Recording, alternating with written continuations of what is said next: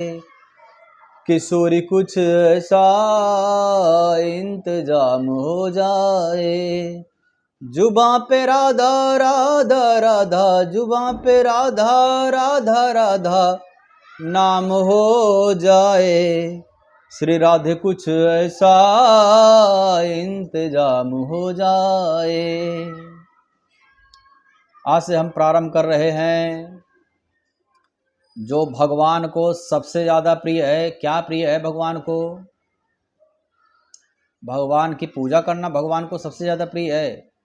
भगवान का नाम संकीर्तन लेना सबसे ज़्यादा प्रिय है, या फिर भगवान के भक्तों का नाम लेना भगवान को ज़्यादा प्रिय है। तो संतगण ही कहते हैं कि भगवान अपने भक्तों के भक्तों को ज़्यादा सम्मान देते हैं। यदि भगवान के भक्त का भक्त कोई बन जाए तो उसका मुक्ति निश्चित ही है। भगवान के भक्त को भी मुक्ति मिलेगी, उसमें थोड़ा सा विलम्ब हो सकता है, ऐसा शास्त्र प्रमाण है।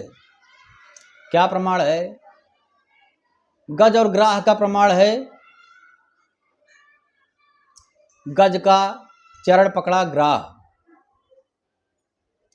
और भगवान आए गज को मुक्ति लेकर के जा रहे हैं गोलोक धाम में। पहले ही द्वार पर देखते हैं तो एक पार्षद खड़ा हुआ है, चतुर्भुजधारी, शंख चक्र पद्म गदा लेकर के नया एंट्री हो गया। भगवान बोले अरे ये इसका कब इसका एंट्री हो गया? माता लक्ष्मी बोलती हैं कि ये तो प्रभु आपने ही इसको मुक्ति दिया है। मैंने कब दिया मुक्ति? अरे ये वही है ग्राह जो आपके भक्त गज का पैर पकड़ लिया था। आपकी लीला प्रभु अपरंपार है, क्योंकि आप अपने भक्त को मुक्ति तो देते हो, परंतु आपके भक्त के भक्त को मुक्ति सबसे पहले देते हो। ग्राह वहां पहले पहुंच गया था, गज को थोड़ा सा विलंब हुआ, इसलिए बोला जाता है कि भगवान भक्तों के बस में रहते हैं। ऐसे बहुत सारे कहानी है भक्त, जो हम देखेंगे श्रीमद् भक्तमाल में। भक्तों की एक माला है, एक श्रृंखला है जो लिखा गया है परम पूज्य श्री सिद्ध संत नाभादास जी महाराज के द्वारा, और टीकाकरण किया गया है श्री प्रियादास जी महाराज जी के द्वारा। बहुत सारे भक्तमाल है।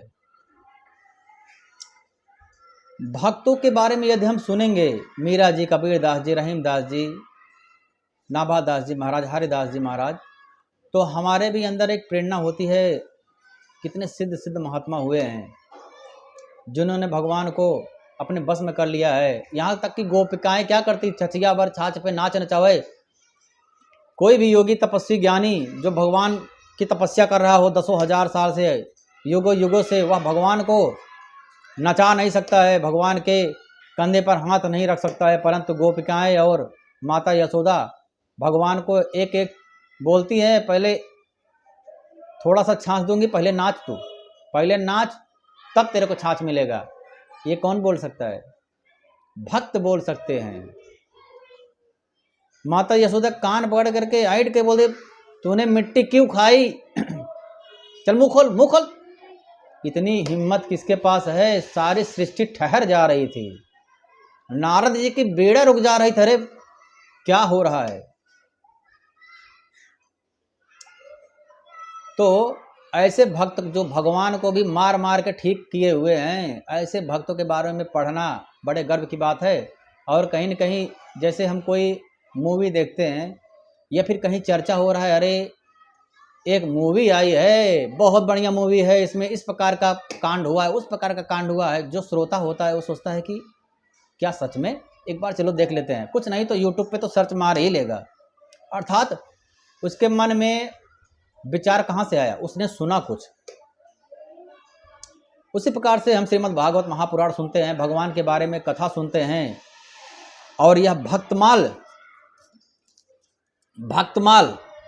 भक्तमाल सुनेंगे भक्तों के बारे में, तो हमको आभास होगा कि अरे भगवान तो भक्तों के बस में रहते हैं। जहाँ कहीं भी भक्त गिरने वाले होते हैं, कोई समस्या हो रही भक्तों के ऊपर, भगवान कोई न कोई रूप बना करके आ जाते हैं भक्तों की रक्षा के लिए। द्रौपदी का चीर हरण होने लगा तो भगवान वस्त्रावतार में आ गए। सूरदास जी एक गड्ढे में गिर गए थे तो भगवान आकर के बचाए। ठीक है, और बहुत बड़े बड़े संत हैं। और यहाँ तक कि मीराबाई को बोला जाता है कि राणा ने विष दिया, विष पी ले गई, भगवान मानो विष पी ले गए। मीराबाई के अंदर मानो भगवान आ गए और भगवान विष पी ले गए, मीराबाई को कुछ भी नहीं हुआ।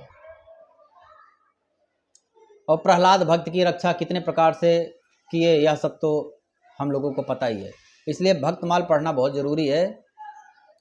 भक्तमाल श्री नाभादास जी महाराज ने लिखा है और पूज्य श्री नाभादी महाराज जी के गुरु हैं अग्रदेवाचार्य जी महाराज। और नाभादास जी जब पैदा हुए थे तो बोला जाता है आँख से अंधे थे। अच्छा, संतों के जीवन में विपत्ति बहुत आती है, ऐसा नहीं। बहुत सारे लोग ऐसा भी सोचते हैं अरे संतगढ़ हो गए, बहुत बड़े बड़े राजाओं के यहाँ पैदा होते हैं, ऐसा नहीं है। नाभादास जी महाराज बहुत गरीब के यहाँ पैदा हुए थे। बहुत सारे संत मैक्सिमम देखा जाए ना गरीब ही हुए हैं, और विपत्ति तो भरपूर, माता पिता तो पहले ही मर जाते हैं मैक्सिमम, या फिर कोई पैदा होगा तो उनको बाद में चल के कैंसर हो जाएगा, किडनी फेल हो जाएगा, इस प्रकार का कुछ न कुछ बहुत भारी। यहाँ तक कि परमहंस रामकृष्ण परमहंस बोला जाता है, उनको भी बहुत कैंसर हो गया था, अंत समय में बहुत उनको कष्ट झेलना पड़ा। तो अभी हम एक एक करके सुनेंगे, चर्चा करेंगे, बहुत आनंद आएगा। आप लोग सब लोग साथ में रहिए। भक्तमाल मानो, भक्तमाल की महिमा हम पहले एक जान लेते हैं। महिमा जानना इसलिए ज़रूरी है कि उससे हमारा भक्तमाल के प्रति प्रेम बढ़ जाएगा, भाव बढ़ जाएगा, भक्ति बढ़ जाएगा। तो भक्तमाल क्यों ज़रूरी है? तो एक थे बिजनेसमैन थे, बोल सकते हैं, सत्य घटना है, पूज्य गुरुदेव जी के मुखार बिंद से सुना गया है। और सिदाम वृंदावन में जगत गुरु श्री राजेंद्र दास जी महाराज जी सिद्ध संत हैं। सिद्ध संत हैं, बोलते नहीं अपने आप को, परंतु सिद्ध संत हैं। उनके मुखारबिंद से यह कथा थी, तो निश्चय ही सत्य ही है, इसमें कोई प्रकार का संदेह करना पाप, जो भी संदेह करेगा वह पाप का भागीदार होगा, ऐसा मैं मानता हूं। तो एक थे ऐसे ही, उनका बिजनेस व्यापार था, आकर के बोले गुरुदेव जी के यहाँ पे कि मुझे भक्तमाल सुनना है, भक्तमाल पढ़ना है, भक्तमाल का आप ग्रंथ दे दीजिए मुझे। वैसे तो मुझे बहुत कम समय मिलता है, परंतु जब भी समय मिलेगा मैं पढ़ूंगा जरूर। तो ग्रंथ उनको गुरुदेव जी दे दिए। तो उसके बाद बोलते हैं कि वो जो सेठ थे, साहूकार थे, बिजनेसमैन थे, बोले कि बहुत कम समय मिलता है। तो गुरुदेव जी उनको बोले ठीक है, आपको बहुत कम समय मिलता है, लेकिन आप एक बात ध्यान देना कि आप इसको अंत समय में, जब आपका अंत होने लगेगा तो इसको ध्यान से अपने ऊपर, इसको अपने सीने पर इसको रखवा लेना, तो आपको मुक्ति परम गति जरूर प्राप्त हो जाएगी। क्योंकि वो जो सेठ थे वो यही बोल रहे थे कि मुझे परम मुक्ति कैसे प्राप्त होगा, परम गति कैसे मिलेगा।